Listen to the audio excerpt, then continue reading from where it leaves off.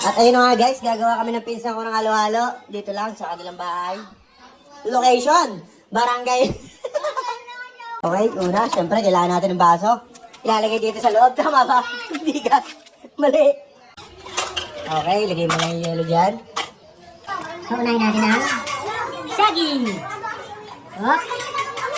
Ganito ang saging, dagdagan natin. Ang pineto. Ano tawag dito? Natagig ako na kulay green. How about this one? Corn. Corn. Mais. And then? Ha? Sugar palm. Sugar palm? Plum, no? And then, sayo. Gulaman. And sweet potato. Sweet potato. Meron na. Sugar.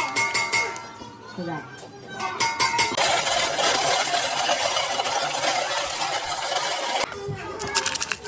Ice cube. No.